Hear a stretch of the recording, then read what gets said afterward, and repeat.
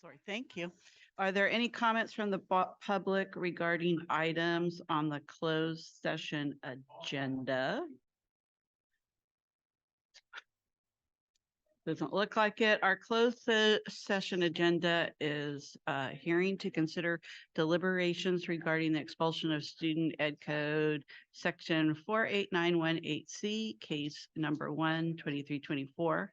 Public employee discipline dismissal release, government code 54957, conference with labor negotiators, government code 54957.6, agency designated representative Chris Meredith, employee organization WSCTA, and conference with labor negotiators, government code section 54957.6, agency designated representative Chris Meredith, employee organization CSC.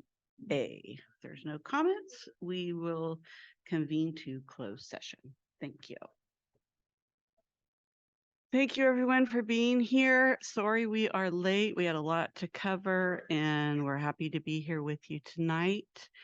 Could everybody please stand for the Pledge of Allegiance? I pledge allegiance to the flag of the United States of America, the republic for which it stands, one nation, indivisible, with liberty and justice for all. Thank you very much. And we are on approval of the agenda. Yes, can I please ask to reorganize the agenda and remove our superintendent's comments to right after we approve this agenda? Do I have a second? Second. Thank you. All those in favor? Aye. Any other comments? Just a comment from me. If you guys can remember to use your microphones when you're talking tonight, we have a pretty substantial audience at home and they cannot hear you. Okay.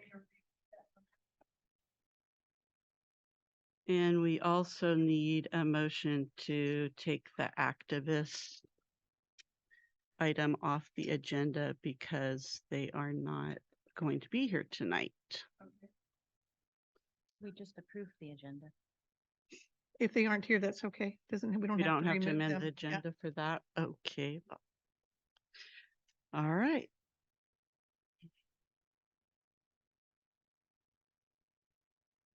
Chris, would you like to begin? Yeah, thank you all for those of you who are attending in person tonight, those of you who tuned in via Zoom.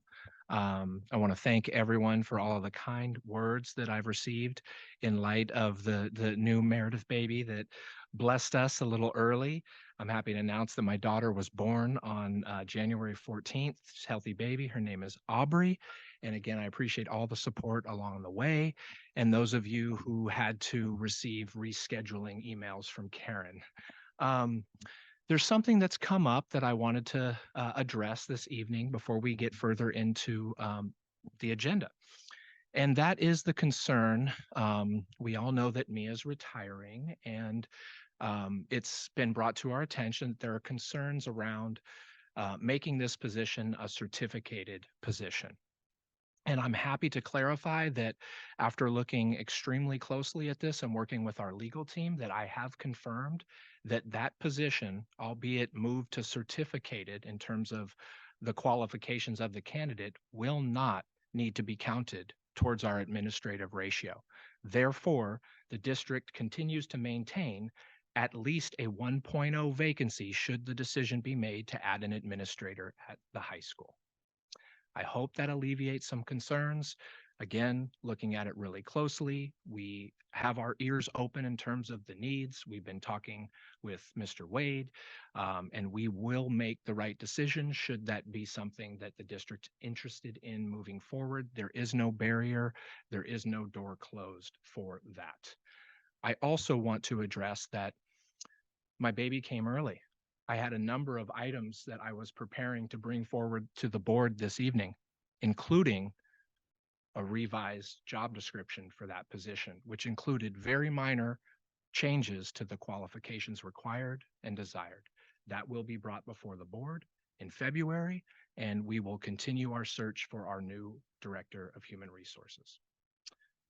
I want to note some real positive things that we noted on the dashboard results, and I'll be bringing back the board a presentation to go in depth, but a few highlights. And I want to acknowledge our teachers, our math teachers. Our math scores increased by 53 points.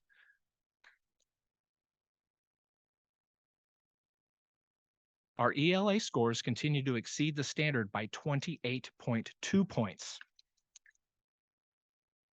And they increased by a total of 70 points. Our 2023 math and ELA scores put us in the green, which is a huge improvement from the 2019 data for both indicators. Sometimes you want to be in the paper, sometimes you don't. Obviously, the press covered a number of large districts, but I was bummed they left us out. Okay. Our graduation rate is 94.7%. That's an increase of 1.6% and compared to 86.4 for the state. Really appreciate the hard work of the staff. It has not gone unnoticed. I know that Mr. Wade talked a little bit about the dashboard in his staff meeting yesterday. Can't wait to give you a full update. It'll be part of my bi-monthly that now got kicked down the road a month LCAP project, because the strategic planning process is running through the LCAP, as I've been really clear in explaining. And as we look at those highlights, we're also going to have to acknowledge areas of challenge and areas that need to be addressed. So you'll see that in February. As you may know, we're in the process of negotiations. The governor released his budget proposal on January 10th.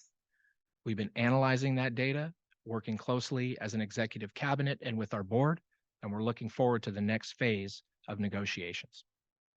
That's all I have for tonight. Yeah. So regarding the flying of this position with the revised credential requirements, administrative credential requirements, one of the larger concerns that came up through the community, we received a number of emails from staff that was concerned about the potential inability to bring on another admin staff at this site. My concern when it came to my attention that this had happened is that it seemed a little bit backwards. Ultimately, this board will be approving a final hire, and it feels a little bit like a waste of effort and staff time if we haven't yet made a decision to make that change. There are other implications as well. That was one of the hottest topics that they may not be able to, that we may reach our cap, but there are other concerns too. And so my question is regarding the timeline of this hiring process. Does it make sense for us to do a special meeting to have that conversation in order to post that, or can we post it after we make those changes? Seems like we're putting the cart a little bit before the horse by already having the position flying. Yeah, I would need direction from the board, and should that be the will of the board, that's something that we can do. But I've also clarified with legal that the job description hasn't changed in its entirety and the essential functions have remained the same. I think the biggest concern I heard was the door being closed for an administrator, should that be something we consider. Be that as it may, the minor changes, if you compare what's on the website versus what's in the brochure and posting, the goal was to get the timeline rolling. There's an aggressive timeline that Mia's created for us that I agreed with. And again, the goal was to bring that job description with those very few language changes regarding desired and required qualifications before the board. So should that be the will of the board, by all means, be happy to facilitate a special board meeting. Some of the other implications are the number of qualified candidates, whether the candidate will have human resources experience. Obviously, this is not an agenda item tonight, but I think I believe it's something that's important to agendize. And for some direction from the board, is that something that we feel is a priority? I think that these conversations, I'll just note in public, have been had for the last year and a half with the prior board and the current board. And I've received no direction to go in another direction, if you will. I'd just like to say that you have brought this up quite a bit, and we knew that was something that you felt was important, and just having lived through my term, it would have been helpful at times to have certificated person and Mia, you're flaming amazing person. We're not going to get anybody with as much experience, obviously, especially in West County, as Mia. But I felt like that I had plenty of knowledge that was the intent why we were looking for that. And I happen to agree that would be beneficial to the district and make it run a little bit more Well, smoothly. like I said, this is not an agenda item, so we're not here to talk about the pros and cons. And I don't understand, I mean, we have a board here. It was never an agendized item, so I don't know where direction is coming from, because a single board member cannot provide direction. This should be a board decision. And the first I heard of it was when I received email saying that it had already happened. So it's a procedural question Well, that I what I'm have. saying is it was not the first time it was brought up. Well, it's the first time I heard it. And I don't understand how. Yeah, and you know, some things require prior board approval. Making adjustments to our hiring practices, that's not a requirement, but obviously with all transparency, we understand some of the questions that have come about in the community, and I understand your questions. So I need some direction from the board. I think that this is a positive thing. I am confident in the types of candidates that this district and this position will attract. And we have big shoes to fill. Mia's been here for many, many years, and she's an anomaly in that position. And the position is paid like a certificated position. And if you look around the county with other neighboring districts, you can't compare us to the smalls with no comprehensive high school. You have to compare us with the districts that have comprehensive high schools. And, you know, If I may interrupt, believe- this isn't on the agenda. well, So I'm only talking about. the Debbie, you're asking me to concept of clarify some of agendizing. my questions. Well, my comment is on agendizing this as a discussion. I don't feel comfortable having a discussion about the pros and cons of an item that we did not have on the But agenda. Debbie, you just talked about your concerns for the limited candidate pool, so I was giving you my response to that. I'm looking for some direction from the board. A special meeting. I think this can wait till our February meeting. Direction from the board noted, and that's all that I have in my report, unless there's any other questions about the superintendent's report. Thank you. Okay, we are on special recognition of Mr. Tom Glover. Mia. Yeah, so we experienced a real loss in our district, and Jenny is going to start a slideshow presentation. And while that slideshow is showing, I'm going to just share with you all the background that Tom Glover had in our district. So in partnership with the West Sonoma County Union High School District and the Board of Education, we would like to honor and remember Tom Glover for his years of dedicated service to the district. Tom began his career in the district in 1964 as a woodshop and photography teacher at El Molino High School. Tom was also the head varsity baseball coach. He remained at El Molino through 1973. He took a leave of absence during the 1973-74 school year to coach baseball at Sonoma State. Upon his return to the district, he became the Anley High School Dean of Students from 1974 to 1975, and then was promoted to a vice principal and served in that role through June of 1978.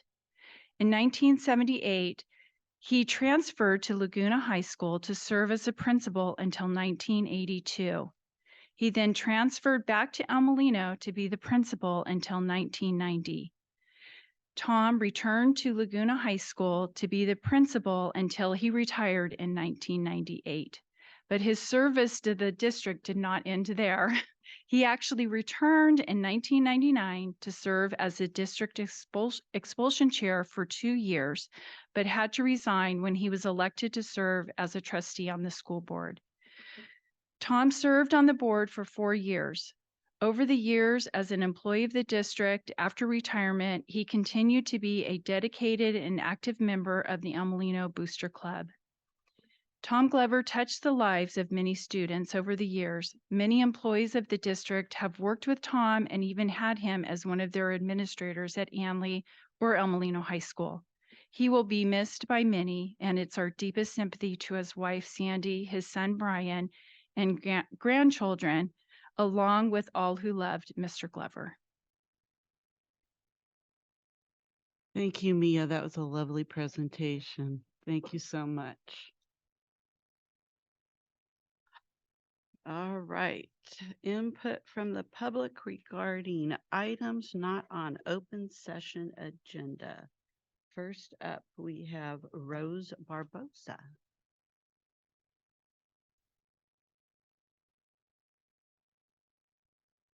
Did you want 3 minutes for everybody?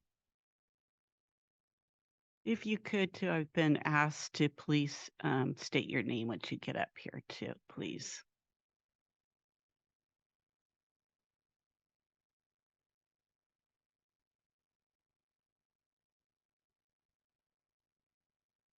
I think I got it. Thank you. My name is Rose Barbosa, and I am a classified employee. I am here to talk about a topic that my union has brought into negotiations recently. I sent a letter to Mr. Meredith and the members of the board, and I'd like to read it. I am writing to bring your attention. Oh, nope. First, I want to thank the board and all who helped get the employee assistance program again for the 24-25 school year. My guess is that people don't come up here and thank you very often. So I do really appreciate it. And so do my fellow employees. Okay, now I'll start my letter. I'm writing to bring your attention to the unique challenges faced by behavior assistants in the consortium and at Annalee High School. I would like to explain why I think that a diaper stipend would benefit myself and my coworkers. I am currently employed as a behavior assistant in the preschool, and I have encountered situations that warrant the consideration of a diaper stipend for our dedicated staff. Working closely with special needs children require a high level of commitment and resilience, as our daily responsibilities often involve handling various unexpected situations. I'm leaving some of that detail out right now because I know the board members and Mr. Meredith have read already. What I want to point out is it's not just changing a diaper. It's changing a student with special needs. These individuals are sometimes hard to keep in one spot, and worse, you cannot reason with them.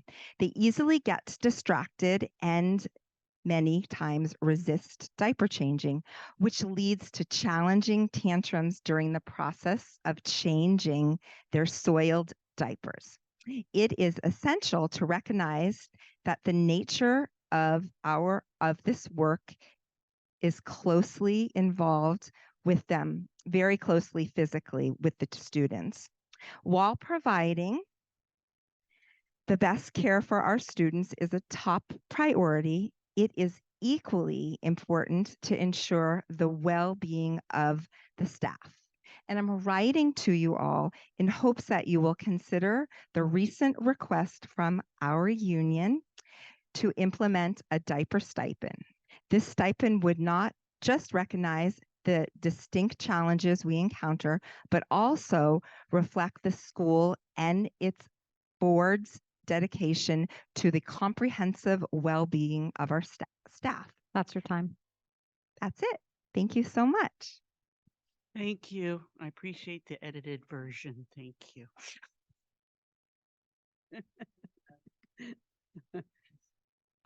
Mary Fricker. Just a friendly reminder. I know you guys all think you have loud voices, but the folks at home cannot hear you. Please use your microphone. Casey Jones.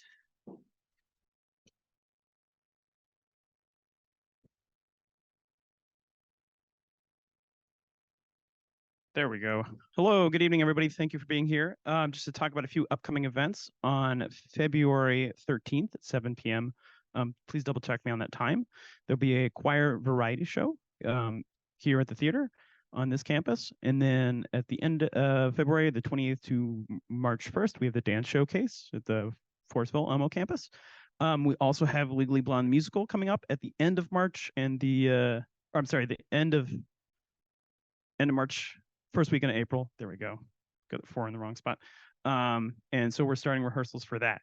I've been working in collaboration with the Sebastopol Center for the Arts to put on some combined performances, potentially with Windsor Orchestra, Sonoma State Strings, and the Sebastopol Charter School down the street. Those are still in the planning stages. Calendars change. And so if we lock down some times, we'll all hear about that.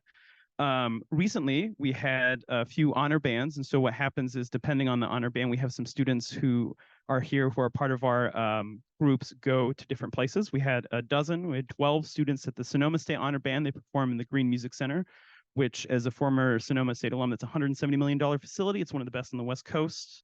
And we had, again, 12 students to be a part of that. They were under Gregory Whitmore's baton from CSU Fullerton, so they got to work with a college professor, and as well as, I think it was 80 students this year in the band, probably a little lower in that number, across the county. We also had 5 up at Cal Poly Humboldt, which is called the NorCal Honor Band, and that's from all folks from basically Marin North, all the way up to the border. And we had 1 student in the jazz band there working with Rocky Winslow from Chico State, and 4 other students that were a part of the concert band working with Dennis, and I'm going to totally butcher his last name, Ienas, from the University of Oregon. We also have 1 music student part of the all-state group, which is the whole state of California, and we have 1 in what's called the Golden State Ensemble, and that is that person is playing piano, and so that'll be in next week. And then February 9th, the jazz band is going to go to the Redwood Empire Jazz Festival at SSU to play there. I wanted to thank briefly, since I have about a minute left, to thank Andrew and a couple of my colleagues for working on the arts plan to use Prop 28 monies. Thank you for all the folks who voted on Prop 28. It's to help pay and fund for all of the wonderful arts things, for staffing, as well as things, and potentially a new marching band uniform. And so this is one we're working on. This is a concept. It's machine washable, people. It's not like the old wool stuff. So it's, we can clean it. It's not like it'll disintegrate in the washer like the ones I had to wear in high school. So that's a part of your voting and paying attention to the Prop 28 stuff. And that's just the tip of the iceberg. This is helping other things, the arts classes, ceramics, and many other different things. So thank you for those who voted yes on that. And I'm excited to continue doing those things. And I will be trying to promote more of this on social media and all of the events. So please keep an eye out for that. I have 20 seconds left. If I talk too fast for you, because I talk too fast sometimes, please see me, and I'd love to give you any information about events. But thank you so much for your time. Thank you, and enjoying your Facebook posts. Oh, thank you.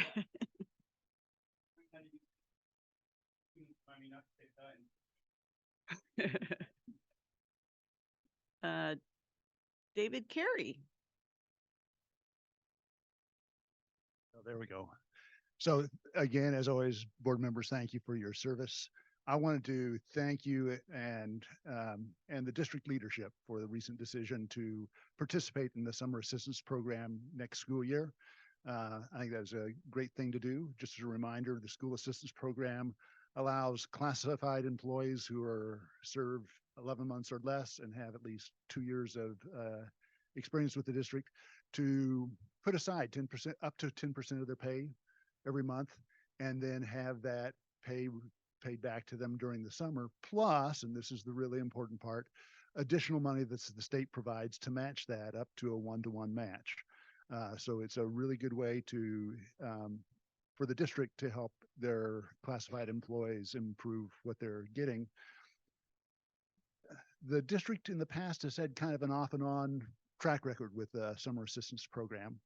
And one of the things I think is significant about this, as best as I can tell, this is maybe the first time that the district has participated in the summer assistance program 2 years in a row, which I think is really valuable, because I think having one of the ways of using the summer assistance program to attract and retain strong classified employees is to be consistent in that participation. So I want to thank you for that. Just as a note, this year, the district is participating this year, and compared to 2 years ago when the district last participated, the number of classified employees who are participating in the program increased by 40%. And the amount of money that they decide to set aside increased by more than that. I think it's more than 50%, maybe 55% or so. So the word is getting out among classified employees how valuable a program this is. And I really appreciate the improvement the district made for this school year, that some of the payments at employees option are actually being paid in the summer months, in July, for example. And I think that's really beneficial given kind of what the goal of the summer assistance program is. So thank you very much for all of that. Thank you. Brooke Bell. Good evening. My name is Brooke Bell. I'm a special education teacher and case manager. I'm also one of the special education department chairs. I appreciate the clarification from the superintendent that the human resources director position as posted would not preclude an additional administrator from being back on the school campus working directly with students.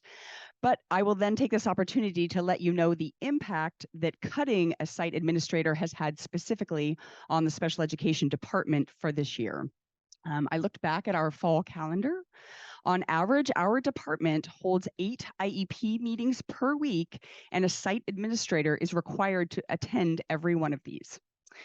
IEPs have an anniversary date by which they must be held.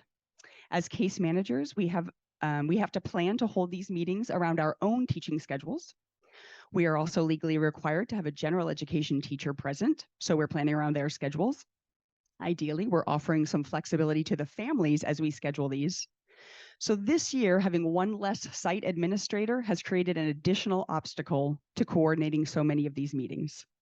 And as you know, attending IEP meetings is only one in a long list of administrator responsibilities. So I'm asking you to consider hiring an additional site administrator for next year, someone who will work directly with our students and our families where they are most needed.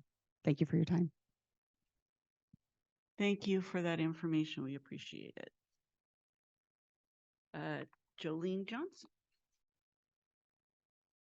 Hello, my name is Jolene Johnson. I'm the dance director here at Annalee High. I'm also the co-chair with Casey over there in the fine arts department, and I do not live in the district. There's a few things I want to say. So thanks again for being here and being on the board, because I do know what it feels like to be on the board. I'm a part of the RVUSD board, and I know how hard that can be. So thank you. I also want to say thank you for allowing some of the meetings to be at El Molino, because it really does mean a lot to those families. And it shows that we are still respecting that space that still feels very sensitive to a lot of people. I do want to bring back up again, I think it would be really important if we maybe potentially had a classified administrative or certificated recognition of the month, even if it was like a quarterly thing. But I just think like you being thanked for your job, I just think it is important that staff is also, and administration. So a little quick shout out as well to Chuck and our administrators, because I know that they've been dealing a lot with trying to figure out what are we doing this year, and they're trying to get at the root issues of our school, which takes more time, right? We're trying to not put band-aids on things, but actually trying to hear student voices and see what are the systematic changes that need to happen. And I know that they're hearing a lot of the negative, but I can see where it's trying to go for long-lasting change. So I just want to say shout out to our administration, because I know they go through a lot and they probably don't hear the thank you as much as well. I am going to be offering a free Latin styles class as a fundraiser on our day that we do not have school on 2/19 to hopefully just bring people in. So maybe you'll want to shake a tail feather in that position. So I also want to appreciate you clarifying that, because I think a lot of your statement on the HR position, because a lot of us were worried that we wouldn't be able to have the additional administrator.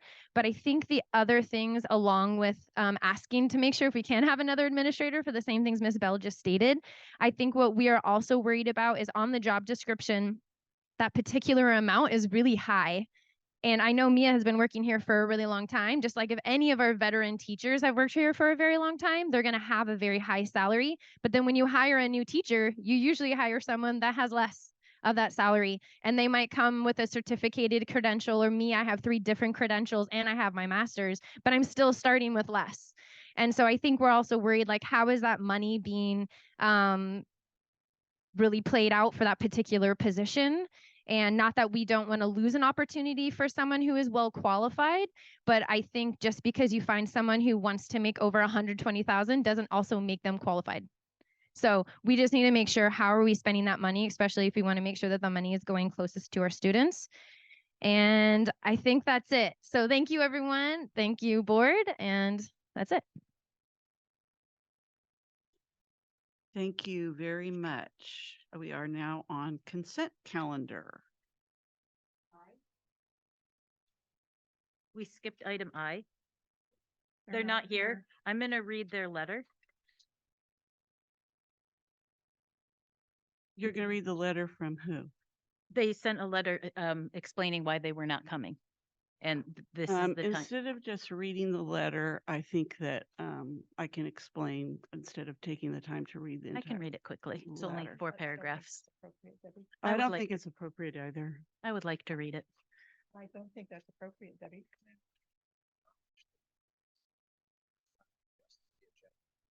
Yeah, I would like to read Microphones. their letter. I don't think that's appropriate. I Debbie. understand. Dear Yeah. West County Union School Board. Wait a minute, Debbie. You don't get to decide things on your own. We decide them as a board. Well, this is public information. You're what? This is public information, and it's during the agenda item that was agendized. Give Julie a chance as the board president after the agenda's been amended Okay, to address it. so if you'd like to address it, but I still have comments to make about it. It's still an agenda item. Go ahead, Julie. I'm sorry? And it's a letter to the board. It's not necessarily a letter to the public. So That is, we get hundreds of emails from people. and we don't, it's not our policy to actually read them. Because the agenda was amended, the more appropriate place for you to do that would be in your board report. I can read it during my board report, but we did not, we didn't take this agenda item off. We approved the agenda with this item. Right. No, they didn't, because they said they weren't here and we didn't need to. Right. But we amended the agenda to reflect their request, correct? No, we didn't, because it was decided because they weren't here. We didn't. need to. Understood. Technically speaking, you didn't amend the agenda, but you are already past that item. You are now on item J, and you have taken public comment. Right, we skipped. Right. For the skipped order item. of just Robert's rules. Item under Robert's Rules of Order, you can't Okay, rehash an item. Okay, so we are on on. consent calendar. Can I have a motion? I have a change in the minutes. I noticed a So you need mistake. to make a motion that you would like to pull, and you would like to pull those minutes. So can we pull the minutes from the consent calendar? Which number is that? Number 1. Oh, minutes. Okay. Can I have a second for that? So what? Oh, she we needs need to a new do motion. is to make a motion to Correct. approve all of the other items and And- would like to pull number one. Well, I don't have, yeah, I'm just asking to pull the minutes and I'll discuss that. If anybody else Okay, has so I would anything, yeah. like to make a motion to then approve all of the other items, and Debbie would like to pull number one. Can I have a second?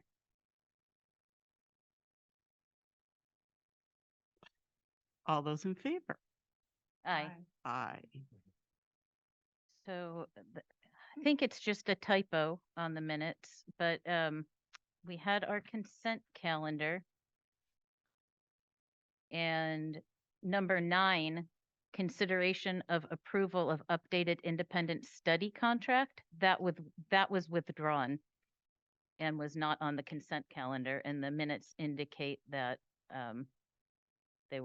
that was part of the consent calendar and approved. So I would like number 9 removed under I consent calendar on the minutes. Correct, and we were supposed to bring that back, weren't we? At some point. You're right, Debbie. Is That right? should be coming back to us on another agenda in the future, but it was not. It was removed from the consent calendar and not approved on the 8th.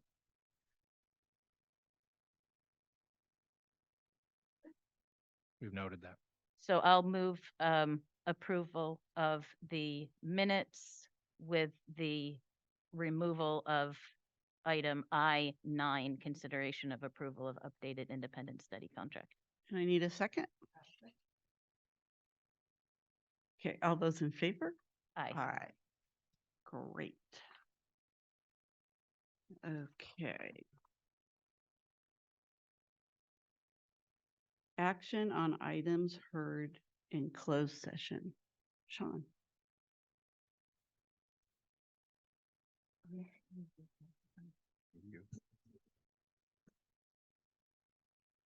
I, Sean Trinilla, move to approve the recommendations of the administration in student discipline case number 1-23 to 24.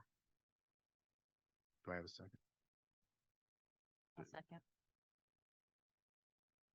And we need a roll call vote. Debbie, Aye.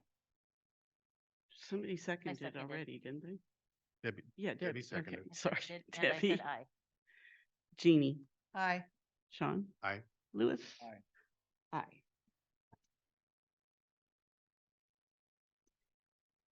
We just are having trouble hearing you down here. Karen's trying to take the accurate notes, so just a heads up. Great, thank you.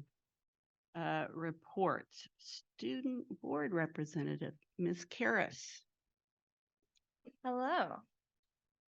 This month's report is pretty short and sweet since the majority of it was spent on winter break, and we've also had every Monday since coming back from winter break off as the students. It's fantastic.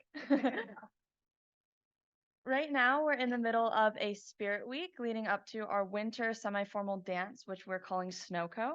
This year is the first time ever that we're holding a winter dance, and this is great because for years the leadership class has heard it as a suggestion from students, so it's really exciting that we're finally getting the chance to do it. To help promote the dance, we're having a winter rally this Friday. One of the great things about implementing a new event is that we have the chance to build new traditions around it, and we plan to do so at this rally. Most of our rallies, especially the homecoming rally, they focus on honoring our sports teams, but during our winter rally, we'll be shining the spotlight on some of our arts students. The rally will have performances from the jazz band, choir, dance, and members of the upcoming school musical Legally Blonde. Next week, the leadership class will be welcoming 8th graders from nearby elementary schools districts for campus tours and registration information. On the week of February 5th, we'll be holding our 2nd annual Unity Week. Myself and the senior class secretary, Cassidy Avila, have planned this year's event. We spent the past about month and a half reaching out to a variety of organizations to speak. And our speakers this year, we just finished the schedule, I think it was 2 days ago, so it's all set in stone now. Our speakers are representatives from the Islamic Network Group, the Holocaust Story Project, Series, the Japanese American Citizens League, the National Alliance on Mental Illness, Best Buddies and Positive Images, as well as Jewish and Palestinian speakers, the second Hispanic sheriff in Sonoma County history, and some of Annalie's exchange students. And we can't wait to welcome these speakers to campus to share their stories.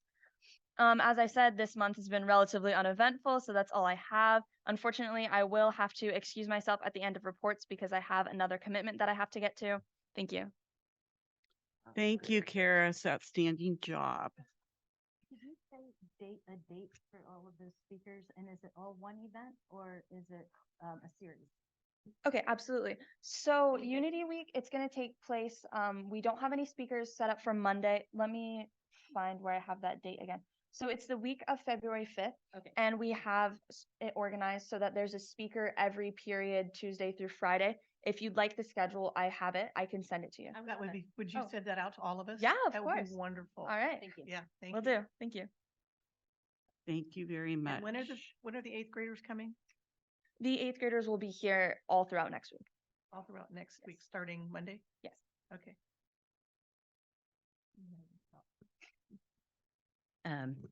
So I did attend school on Monday.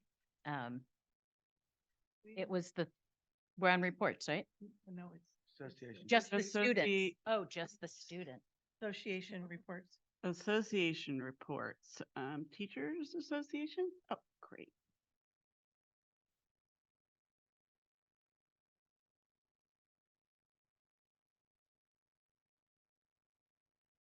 Excuse me, I'm very, very nervous.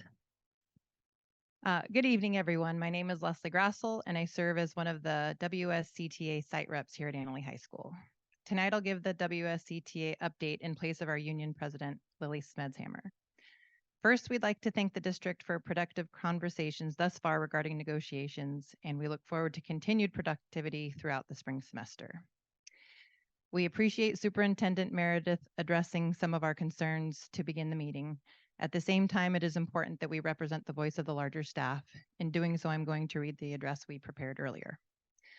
Tonight, on behalf of the WSCTA Rep Council, we would like to discuss the current process of recruiting a highly qualified candidate to replace Mia Del Preti after this year. We are concerned that the job description does not align with the job posting, most importantly, the need for an administrative credential. While some districts do require an admin credential, we are a unique case of a single comprehensive high school district with one alternative school. In looking at districts of comparable sizes, there is rarely an administrative credential requirement. Most notably, we are concerned that by requiring an administrative credential for a position in the district office, we will limit the candidate pool and simultaneously lose an opportunity to discuss adding site admin to the comprehensive campus. Our current admin team is routinely swamped in meetings, and the additional support on campus in the most student-facing role possible would be the strongest lever to pull to increase student outcomes and support for families and stakeholders on site. Campus safety concerns are abundant in our county, and we have an opportunity to continue to build a safe and inclusive campus with on-site support that allows a robust administrative team to fill all of the roles of instructional leadership, campus safety, and emergency preparedness, student support, and special education caseload requirements. We would ask that the board consider holding public discussions regarding the changing job description and posting, especially if those two items are not in alignment. The reality is that we have been blessed to have had Mia for decades as a fixture of this district, and replacing her in any capacity will be challenging. In seeking out a highly qualified replacement, we would like to be sure that we are recruiting a diverse talent pool while continuing to think about how we can best provide the on-campus services and support that our students deserve. Thank you. Thank you very much. CSEA. Good job, Leslie. You did fine.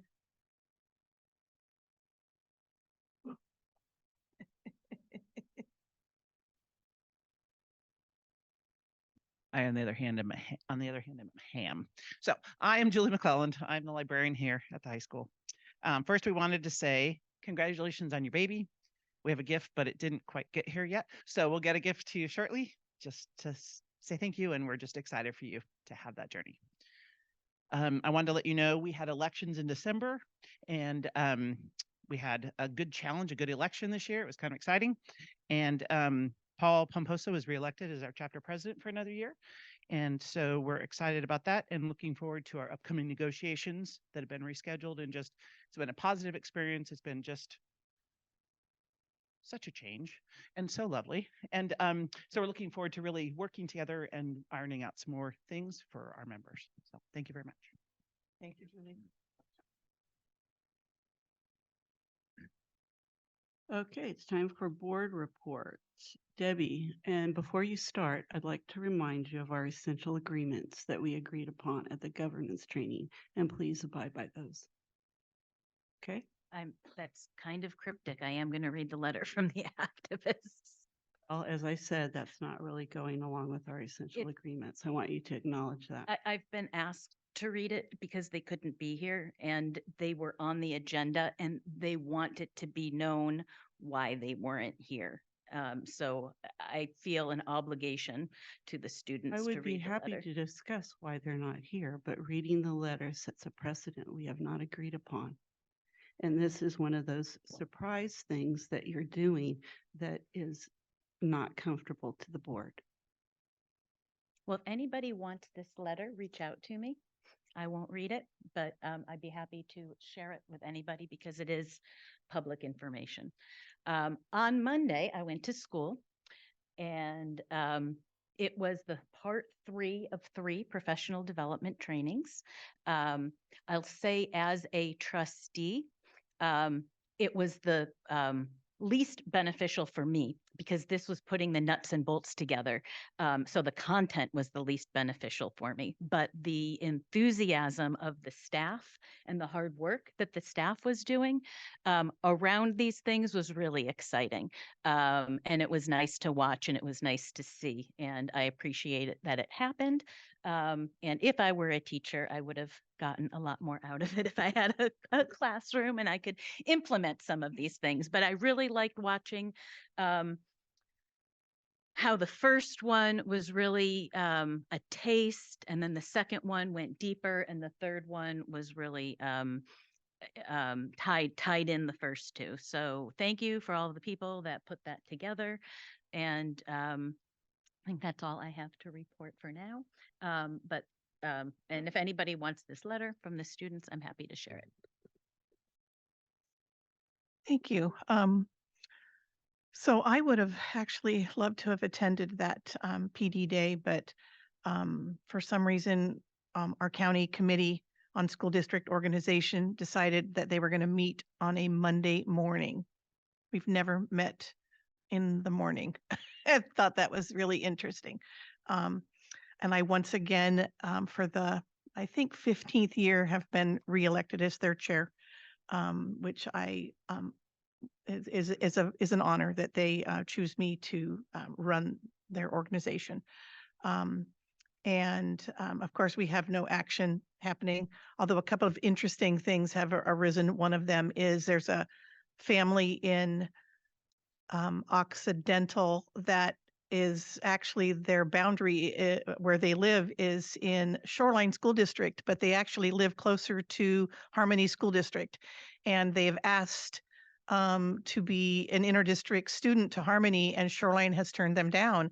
And so now they are proposing that they want their boundaries changed to Harmony School District, which I kind of was like, well, good luck with that, because I bet it turns into a legal battle, and which really will probably not pertain to our county committee, because it really is going to pertain to Marin County's county committee and probably their tax assessor, not our county committee. But I thought that was an interesting situation. And I felt kind of bad that they live closer to Harmony and Shoreline won't release them to attend Harmony School District, which is kind of sad. They're having to travel a very long distance to go to Tamales School ultimately, which is too bad. And then we had the pleasure, all 5 of us, to go to a really interesting meeting on Monday night about, and I brought the packet. It was a 5-hour meeting on effective board meeting management. And if you look at this, these are little tiny squares of what the slides all were. And so it's a very large packet. 3 hours of these little tiny squares that were all up on the screen. And I think we all did learn a little bit and had some good information, but it was a long meeting. But thank you to the school district for having us attend that, and I appreciate the time well spent. The other thing, Julie and I are just finishing wrapping up our meetings with meeting with most of our cabinet members and administrative staff. We started that kind of in the late fall and right before the holiday, and it's been really informative. And I really felt really really good that we could finish right before Christmas. We met with the office staff for the Anley staff, just asking how they were doing, what do you need? And I think they felt good that they were sort of appreciated, kind of that we even cared. And I think it was a really good wrap up for Julie and I just to hear what they have to say and what they're thinking and feeling. I have a meeting tomorrow with a counselor, and then we have a couple of more meetings. And so I think it's been really helpful.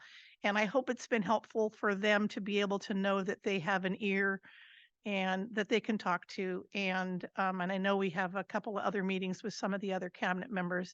And then I think Julie and I can kind of take a breath. But it's been very interesting and very helpful. And then we will kind of do an overall kind of dump when it comes to evaluation time. We'll share that stuff with our fellow trustees. Thank you. Sean.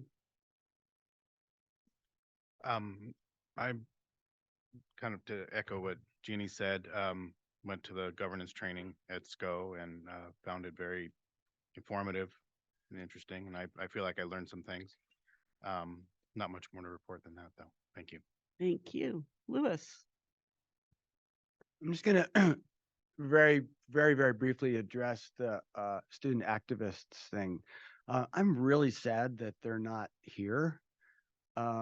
They raised the issue of flying the pride flag at the school, and I think there's probably a lot of receptivity to that concept, but the board really we really need to have a policy. I mean, it's like we can fly that flag. Well, what about this flag? What about that flag? When? How long? All year? So it's important to know, can we fly the Confederate flag? Can we fly the vegan flag? Can we fly the cow flag? Can we fly the, where? And so it's not stalling to try to avoid the issue. It's stalling to have time to really give this really heartfelt and clear consideration so that we can have a policy that can really work. And so I think their presentation would have been helpful and informative and well received. And I'm sorry that they feel unheard or dismissed. That's really not been the attention. And we will consider this. It's a fascinating issue, actually, if you think about how do you solve good policy around that. It's really intriguing, and we'll do it, but we couldn't do it really quick. So that's all. I'll just chime in that policy 6115 on our book currently does actually cover. Policy 6115 does cover exactly this issue. I would just sort of like to reiterate what Lewis said. And basically, the Activist Club felt disrespected by not having us act quickly tonight to vote to have the pride flag flown. But one of the things this board has guaranteed and promised our school community is that we would make thoughtful, well-informed decisions. And sometimes that takes a little bit more time. And you know how things work, it takes some patience. So this was going to be a first step, was us listening to the Activist Club and why they felt it was important to fly the pride flag, and anything else they wanted to tell us. It was more information on how the students felt about this, which we were all very much looking forward to. So unfortunately, that didn't happen. And I do realize that sometimes with government type decisions, it takes a little bit longer than people want it to take. But our intention is to make a well-informed, thoughtful decision about everything that comes in front of the board. So even though they have not presented, it doesn't mean that we can't move forward and discuss this issue. So thank you to everybody to being open to that. And that's it. We've had our superintendent report and we're on to business services.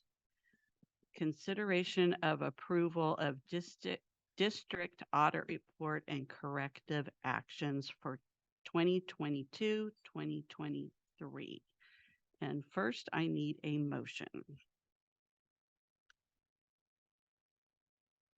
I move that we approve the audit report. I need a second and information.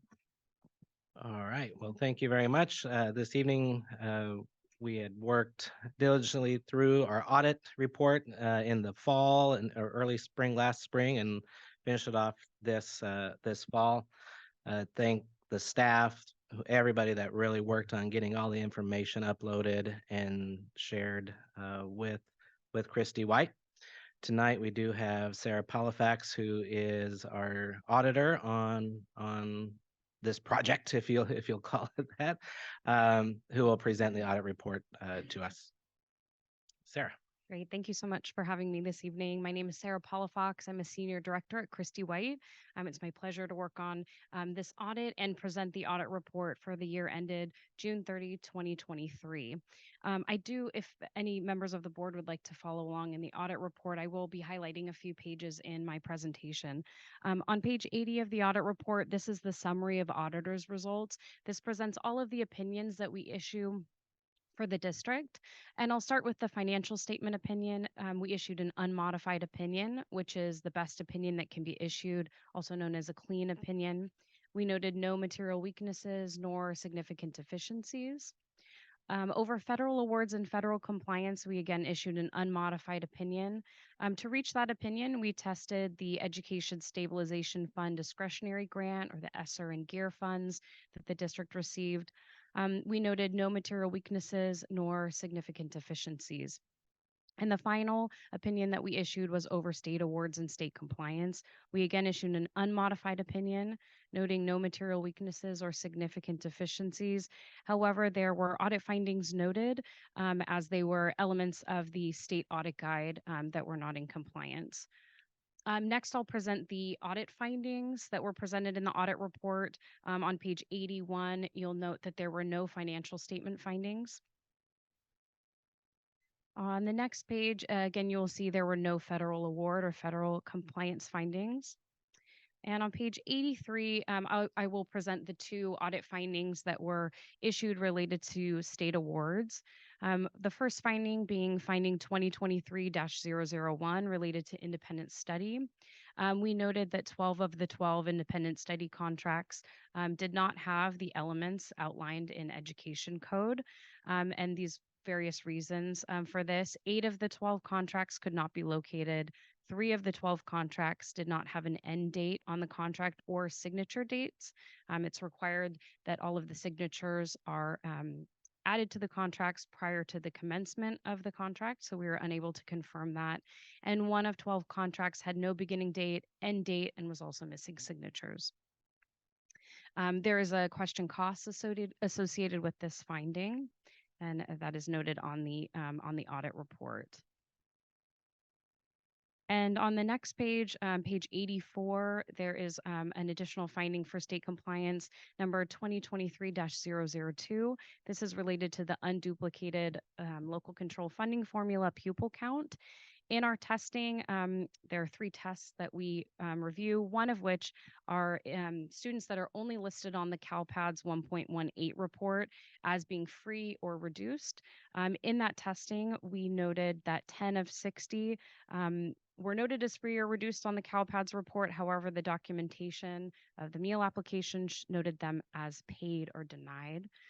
And that finding also resulted in a question cost having to disallow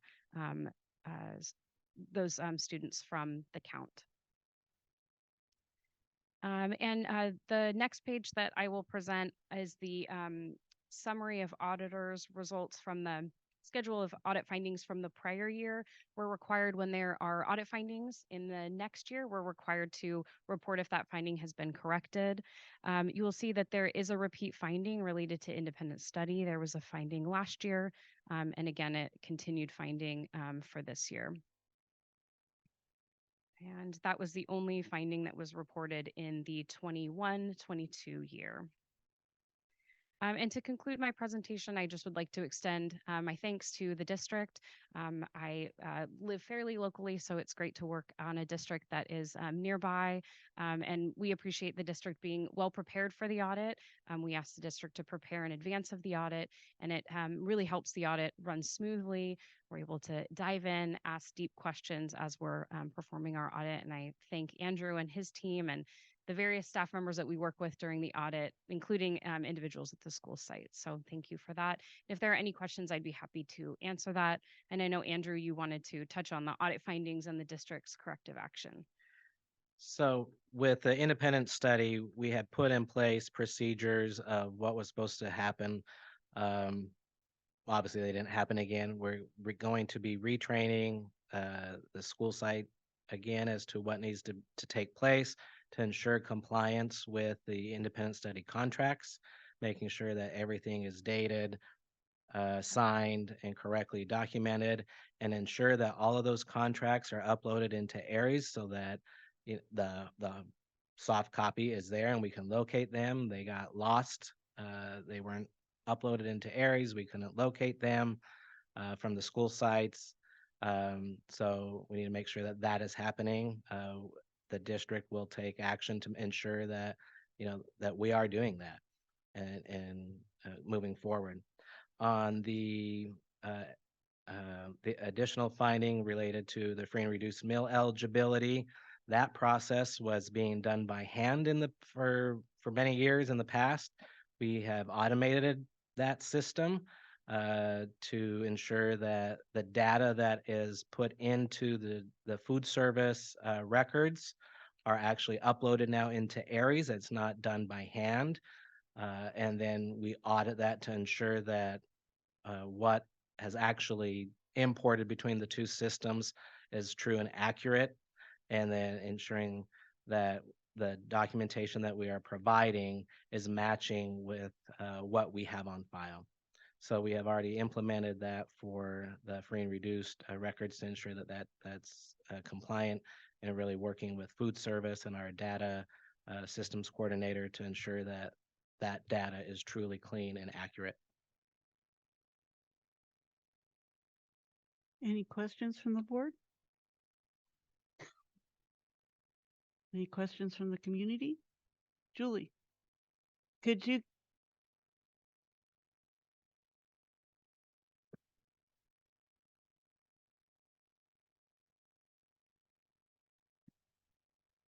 Julie McClelland. When you're saying they're now automated, but there's errors, are those errors that are coming in the electronic format, or is this old errors that are showing up? Do we know? In the free and reduced lunch? Like, is there a way for there to be an error, or do we need to? So this was for last year. Okay. So that was a human error. That was the hand done, Yes. and now this So year this we're year on it's the other. automated. Okay, thank Yeah. you. That's what was clear. Yeah. Thank Yeah. Any other comments or questions? Any discussion from the board? Are we ready to vote? All those in favor? Aye. Thank you very much. Yes, thank you. And thank you, Andrew. Demographic study update. So last year we had a full demographic study update, or a full demographic study that looked at what was, what is happening with our student population, looking from our elementary feeders into us. This year we updated that information based off of current census data. And tonight we have Rob Murray from King Consulting, who's on Zoom, that will present the data to us. All right. Thank you, Andrew. Is everyone able to hear me? Yes, we can hear you. Okay, wonderful.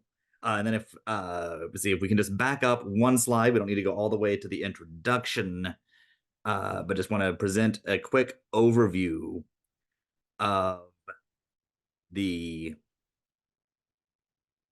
just the major takeaways from that demographic report. And I'll go ahead and just start speaking to some of that. But what we're seeing on screen is your historical enrollment, and as is evidenced visually here.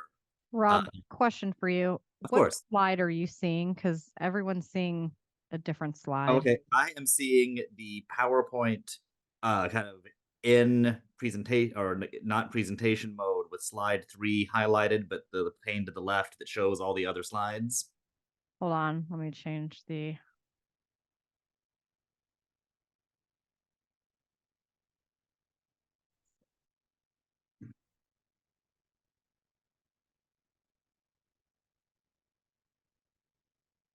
Yeah, but I'll actually first, so again, my name is Rob Murray and I am the Director of Demographics at King Consulting. So we came into the district last year and did a full study, which was presented, and came in this year for a relatively light refresh. We didn't look at every single part, and yes, now I think we're onto the summary slide. But we wanted to refresh with you have new enrollments this year that did come in a little bit above what we had been projecting, although still a decrease from the year before.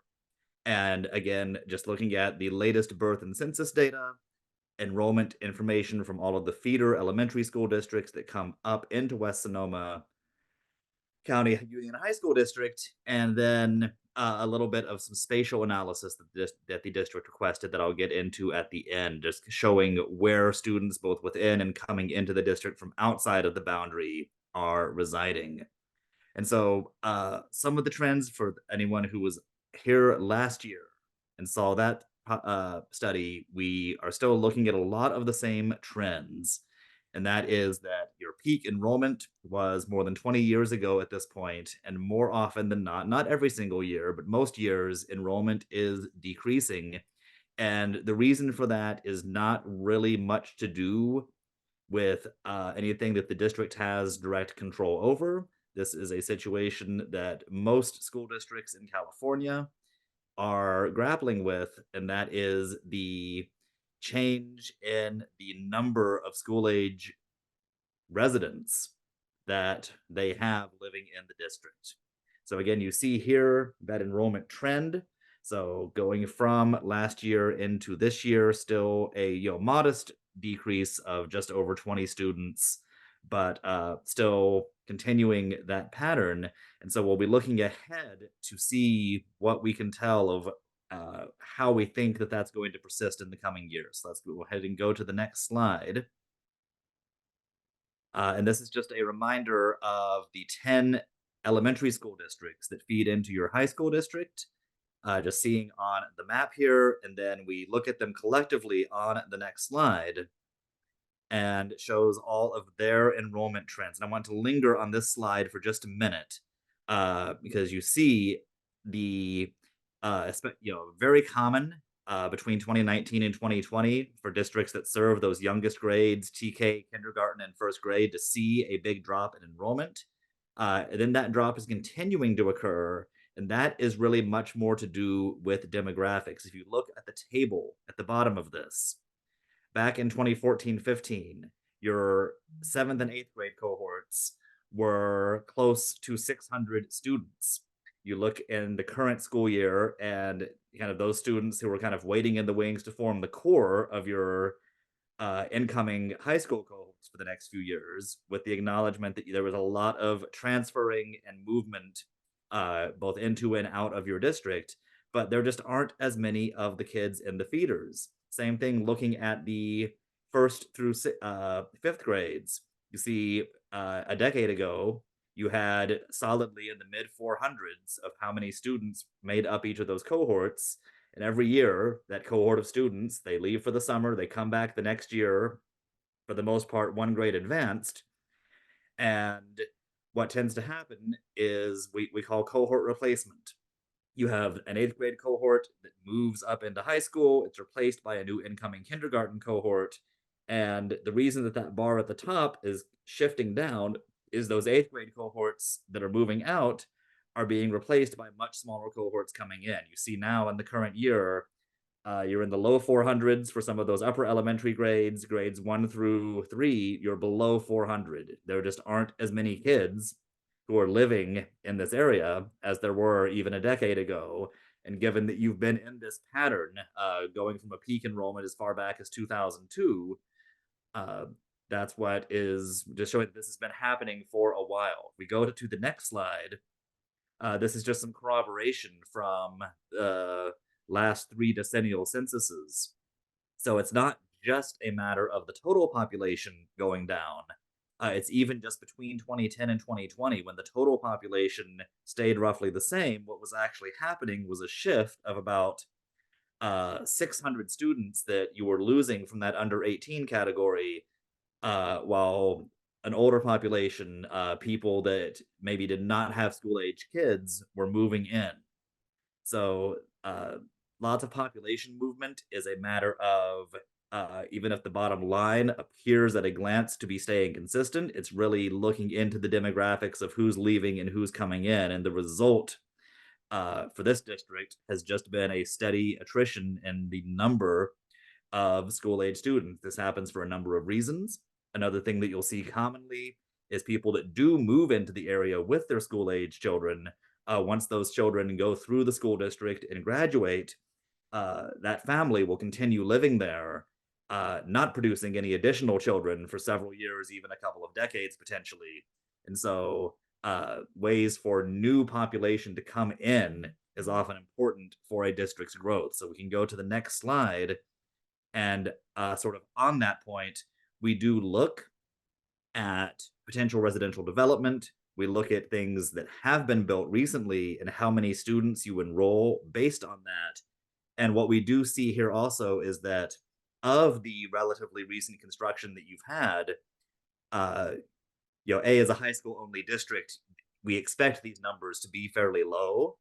A lot of families that move into new housing do have younger kids. It takes several years for the high schools typically to see as much of an impact from that, but there is some immediate impact.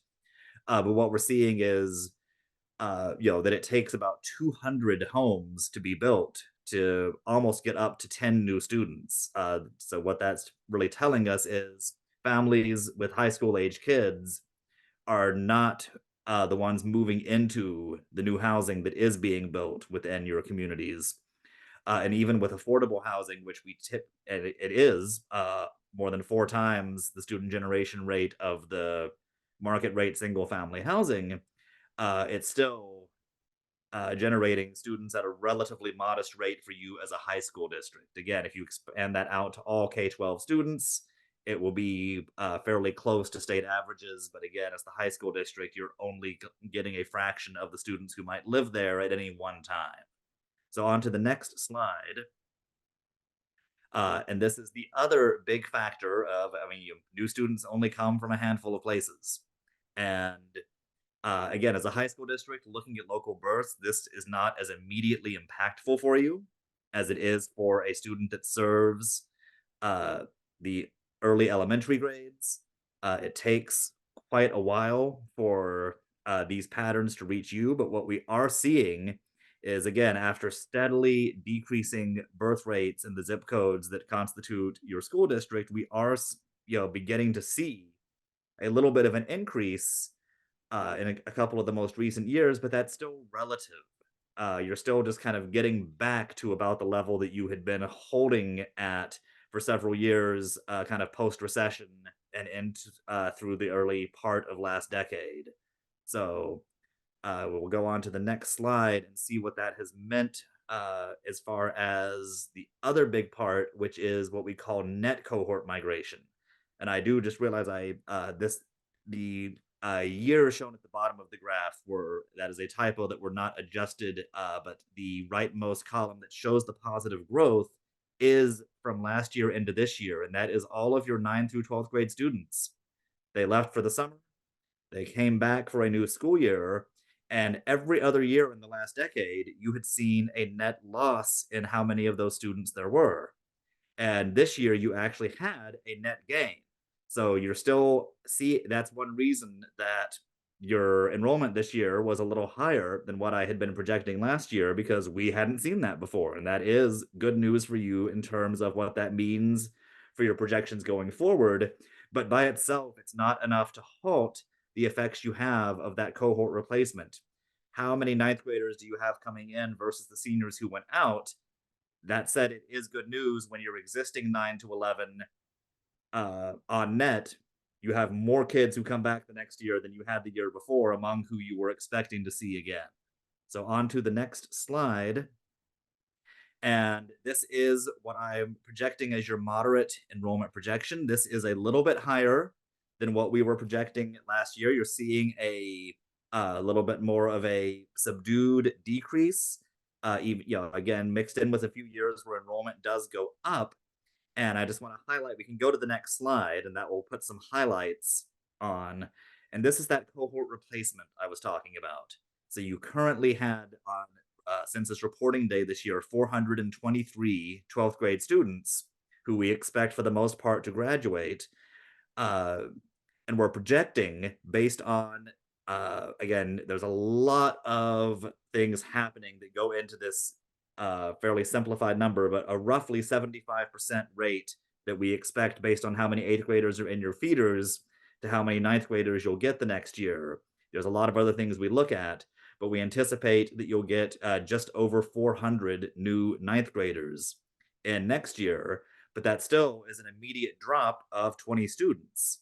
And then we still look at how your existing cohorts tend to grow or shrink slightly over time. And we believe this will lead to, again, just a slight enrollment decrease next year. But the year after that, you'll notice there's no highlight for this one, but 12th grade of only 358. Again, you see that small cohort. There are 11th graders this year of 354. The year before that, there were 348 10th graders. And the year before that, there were 378 9th graders. And so now you have that opposite issue of the cohort replacement when you have a particularly small cohort graduate and a bigger freshman cohort come in the next year, you get to see enrollment growth. This is what's really going to define whether you're going up or down in any given year for the near future.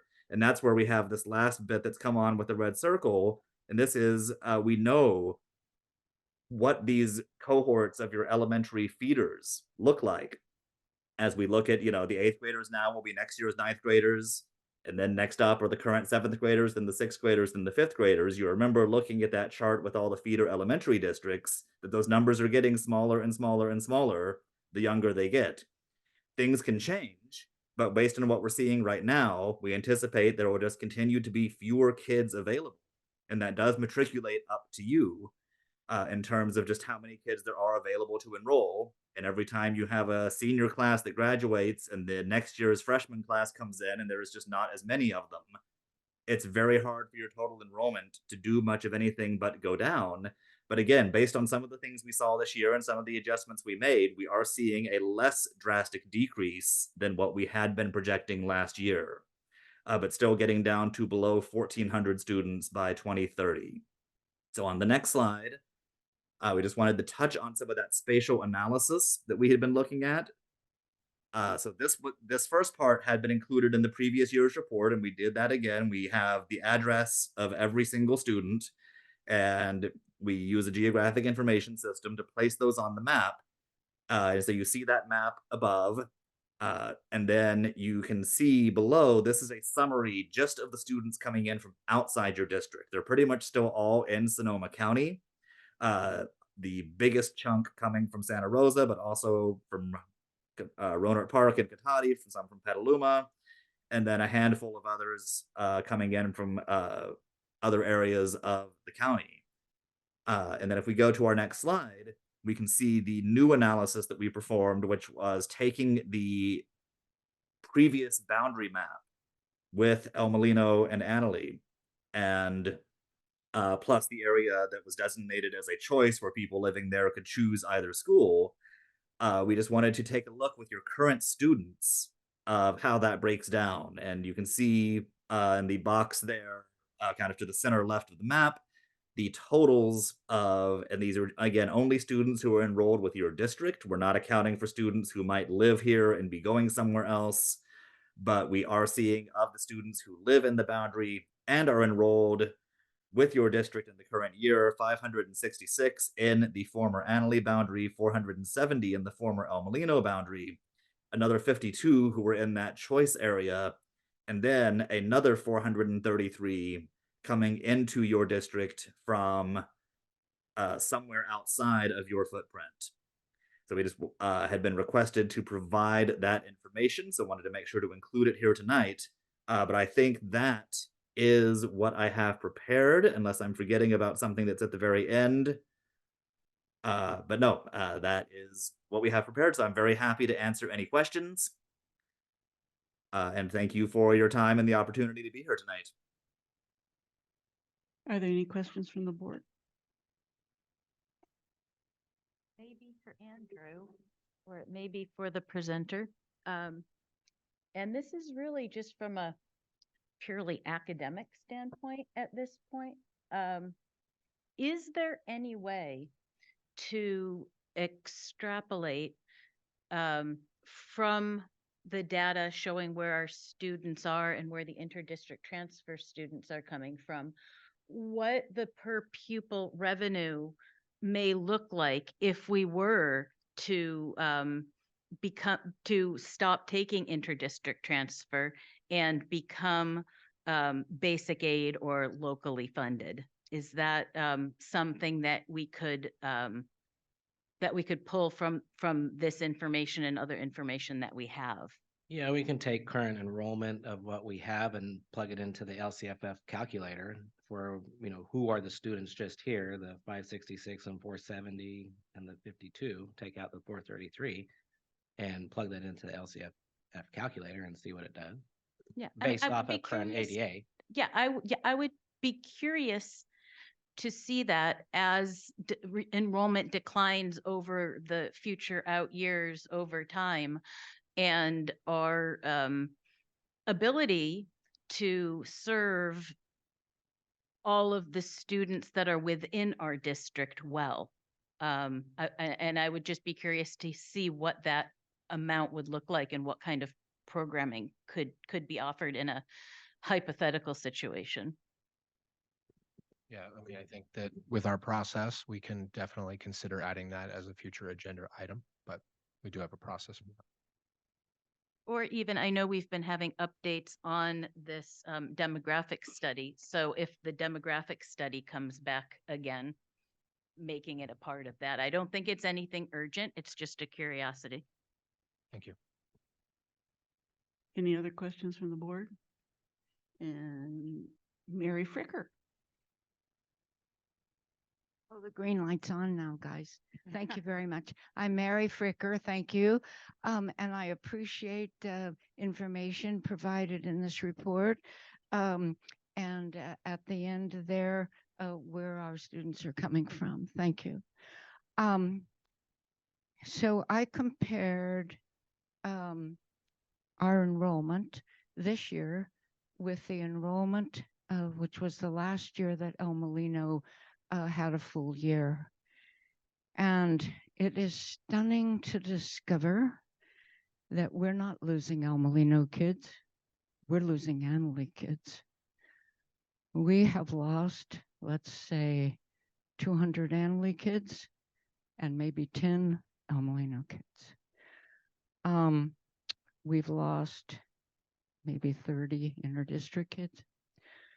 But the huge loss in Annalee is important. I'm so glad that you guys have asked for this information.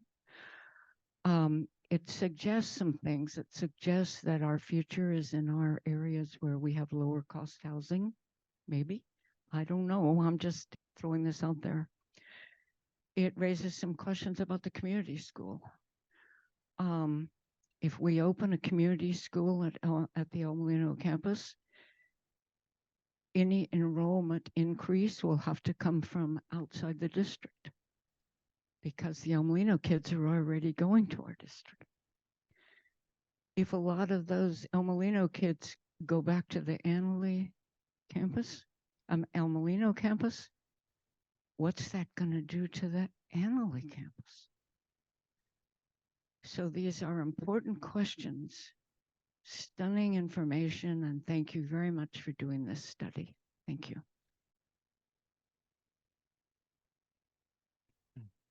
No, I think that, we always appreciate Mary's insights, and I think that it's really telling looking at the number of interdistrict transfer students. And I think that when you build a well-rounded community school, the goal is to first and foremost serve your district boundary students. But, I've seen it, the data that these schools attract students from outside the district as well. So just curious to learn more and look at how these trends, continue to change.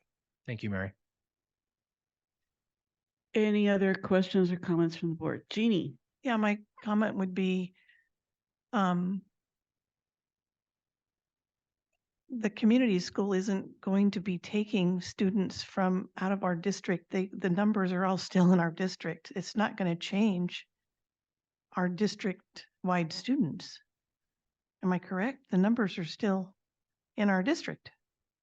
That is correct. Whether students that would be considering a comprehensive high school and could potentially attend Annalee choose to go to a community school, that's a choice families make. And perhaps that will, I'd love to learn more about the students that Mary mentioned that are leaving that would be deemed Annalee students. And I just, for the record, want to note that they're all West County students.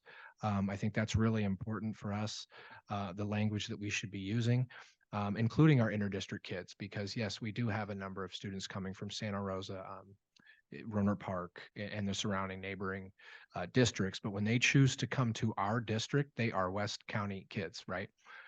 So I think that we would just be offering an additional choice that we don't have. And through the conversations and the data that I have looked at in those conversations with families that have left the district, some of those families, and I've shown you the data the past 2 years, have been for non-comprehensive high schools. So I wonder if some of those students have left Annalee not for a different comprehensive school, but for a unique program. And I think if we look back to the October enrollment updates that I provided the board the past 2 years, and mind you, I'm running on E with lack of sleep and can't remember the exact numbers that are in those reports, but I know that we've looked at that. And I know that kids are looking for something different. Not all kids want comprehensive, whether it be at Annalee, whether it be at Rancho, whether it be at Windsor, so on and so forth. So all good information to continue to help inform our decisions. Any more questions or comments from the board? Okay, great. Discussion of 2023-24, 2024-25 budget financial calendar. All right. So just to give an overview of the financial and budget activities that happened throughout the 12-month period, starting this month, we've heard the governor's budget proposal. We'll start working on the second interim that is due in March. That'll look at our expenditures and kind of readjust our assumptions for the district budget.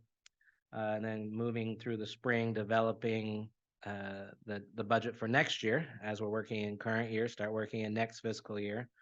And then in June, we will be bringing in May, we'll have the May revise, and that will really set what the district budget will look like with those assumptions and what we'll need to move forward with.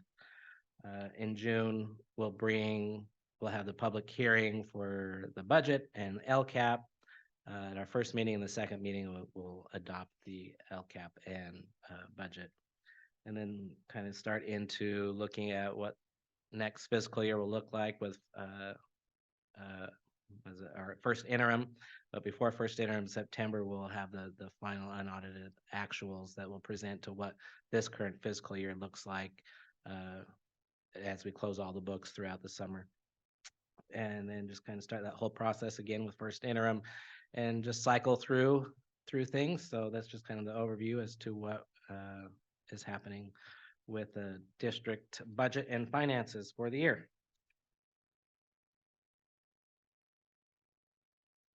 Any questions from the board or comments? No? Okay.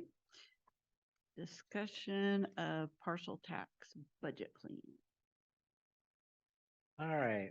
Each year we provide a report as to what the parcel tax that was approved by the voters and provides us with almost $2 million in support related to program specified in the ballot measure. At this year, we have 49 sections being provided at Annalee and 4 sections provided over at Laguna, along with 3 FTE for school counselors, and it pays for 0.74 FTE of the school librarian.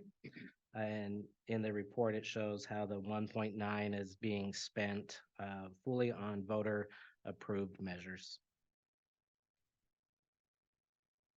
Any questions or comments from the board? Community? Okay, great. Discussion of governor's budget update. Was that the parcel tax item? We have a public comment.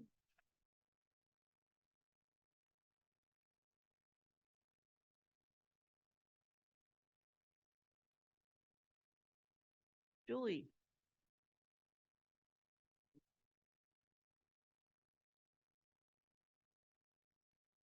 Again, Julie McClelland. Thank you that's part of my salary. I remember when the parcel tax was passed, the 2 top goals of that parcel tax were to keep both libraries open. We now have 1 open, just a reminder.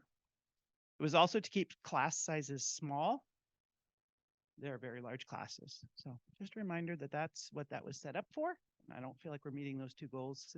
One library is literally closed.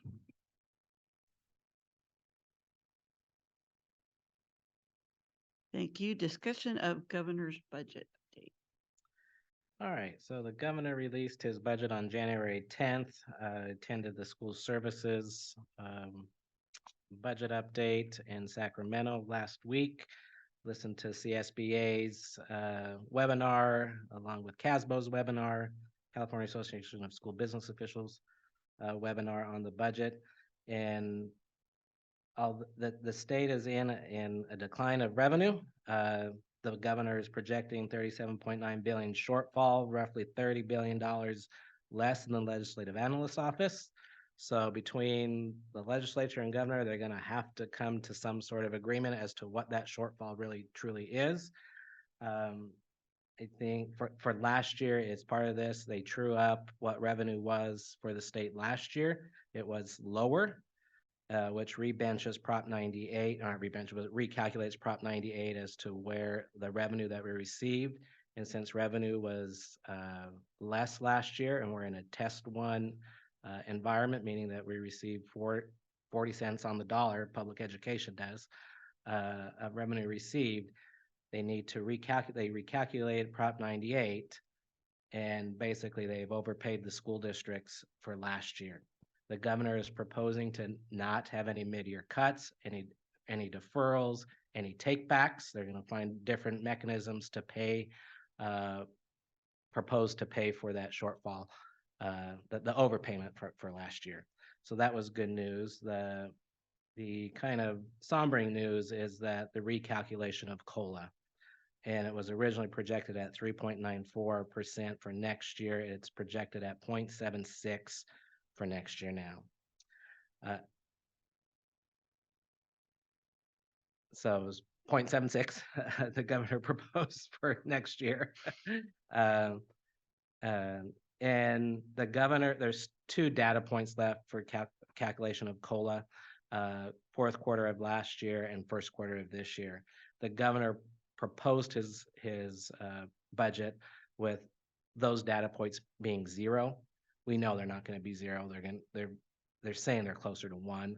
So we know that we're going to have something different than 0.76, although that's the data we have, and that's the data we're going to need to build second interim off of.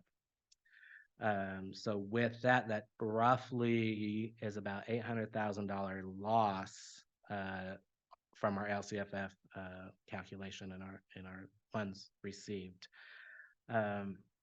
So as we look for that and the budget trailer bills that continue to move forward, I think it's all citizens and us to ensure that we do continue to advocate for the educational programs and to not cut any of our programs as the legislators continue to look at building a budget that's that balance for the state. So it's a good outlook, I think, for education, even though it's a very small increase in funding for next year. There's no new initiatives, really. I think the one interesting thing is the instructional continuity into looking at ways to provide learning loss and have the districts have an easier way of collecting ADA through Saturday schools before and after school, and kind of take away the minimums that you don't have to provide the 4 hours, find a way to provide the instructions for students to continue to learn and gain any loss in their education, and still provide the district the opportunity to generate some ADA from students that have missed school. And then there's the master plan of career education that the governor is continuing to talk about, which I know the principal Wade is very involved with, and as we move forward with what's happening within our program, educational program. So that's kind of the good news of education funding, is that there's no new money and no deferrals or takebacks from the current funding that we do have. It's funny what we call good news. Yeah. Any questions or comments from the board? Yeah, Lewis.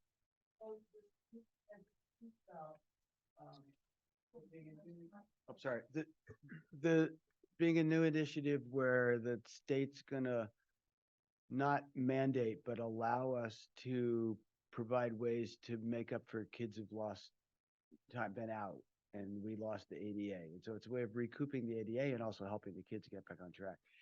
Does that pencil out though? I mean, if we have to have Saturday school or set up special online school, is it worth it? Do we recoup enough ADA that it's worth it for us to pay the extra teachers to I mean, I make that think, happen? yeah, we'd have to still look to see, what will that program cost? What is the break-even point? Where do we generate additional So funds? it's an open And then question. still kind of wait for the trailer bills as to how this really would all Okay. work. And it's the governor's proposal with no real regulation to how to implement it. Okay. Yeah. It sounds good, but Mhm. it's like this level. Any other questions or comments?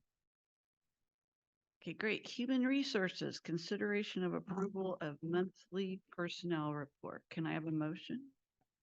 I move that we approve the monthly personnel report. A second? Okay. Information. I do have two additions.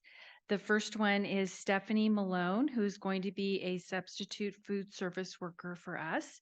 And then Thomas Paranoli is going to be a campus supervisor at Anley High School, and he's going to be working 4 hours a day. That's my additions.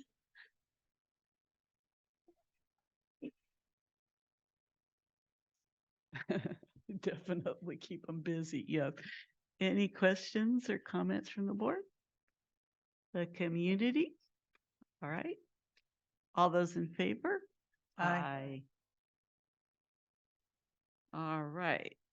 Facilities, maintenance and technology, Measure A bond and budget project updates. Yippee. Your favorites. There is a lot of stuff going on behind the scenes. So facilities department is really busy. We've issued all the contracts from December for the stadium, gym, cafeteria, and East Wing modernization projects that you guys approved for us to move forward with the schematic design. We're starting to coordinate the meetings for all of those meetings or meetings for all those projects to begin the planning phases. Those meetings will happen weekly starting next Thursday for the next 15 weeks. We will meet with each group separately to start the schematic phase. We'll be meeting with them 2, if not 3 different times to go through the project. Our first meeting is Thursday, February 1st, kicking it off with the entire group from each of those entities. So we're really excited about starting that process. The goal is to present each of the schematic phase designs to you guys in at the first meeting in June. So we are working really, really hard to get that accomplished. We're also starting or have already started the lease back process for all of our roofing and HVAC projects. As I've stated before, and for the good of the audience at home, the Maiden building has received DSA approval for the additional air conditioning and replacement HVAC units there. Or we're not replacing anything, we're abandoning the boiler. We believe that project is still viable for summer. If not, we'll be installing it on swing shift during the school year. But the goal is that we would have a contractor on board for that in the next several months. We're also looking at the 5 other HVAC and roofing projects that are currently in DSA that have not received approval, which are the East Wing Industrial Arts, Small Gym, Main Gym, and Cafeteria. So all 6 of those projects are being considered for a lease back contract. Questions from contractors are due by Thursday. We'll have to respond no later than Monday at 4 o'clock. We've been responding to a lot of questions that have been coming in on a daily basis. Proposals from all the contractors are due on February 6th. We are holding interviews on February 13th, and we will be recommending an award to you guys on the 21st. So we have a very aggressive timeline there. We did do a job walk with all the contractors. We did a Zoom meeting, and then we followed it up with an on-site job walk. We had over 20 contractors, that's generals and subs attending. This is only 4 generals at this time. So it was a really good, healthy turnout. So we're looking forward to a good pool of contractors to choose from. We're still hopeful that all of our projects that are in DSA right now, which are those 5 that I just mentioned, will be out in the next several weeks, fingers crossed, or I'm going to go down and knock on their door and tell them, get these done. Also, just regarding the new building that's currently finished schematic design phase, we're still in design development. We haven't crept a lot much further in that since our last meeting, but we do have a lot of stuff happening behind the scenes in terms of updating the geotech report so we can submit all of our documents to the California Geological Survey, which is something we need to do for any new building on any new school facility, fire flow tests, hiring the commissioner. So you guys will see a lot of contracts coming forward for things like that. Also working on the door lock and hardware project. It's very, very complicated. We're also planning on bringing forward at the next board meeting some standardizations for doors, locks, and all the accessories as well as roofing product because we are moving towards some standardization. Typically with schools and public entities, we tend to be open protocol, which means we have to have an and/or equal, but there is some, it's advantageous to have all things that are kind of alike in certain areas. So it's different when you're dealing with like a train HVAC unit and a carrier HVAC unit versus these are our standards for locks across the district. So just really excited that a lot of things are moving and shaking. We are really busy. So we're just having a lot of fun getting these projects off the ground and looking forward to showcasing what we can do next. Happy to answer questions. I just have one thing, and you can shoot daggers at me with your eyes. And I sort of, I'm sorry to just bring this on. But as Jeannie said, we've been like talking to a lot of people, and just to let you know, kind of an important environmental thing to everybody, if you can throw this in here somewhere, is painting the lockers. And possibly, you don't have to even answer a comment.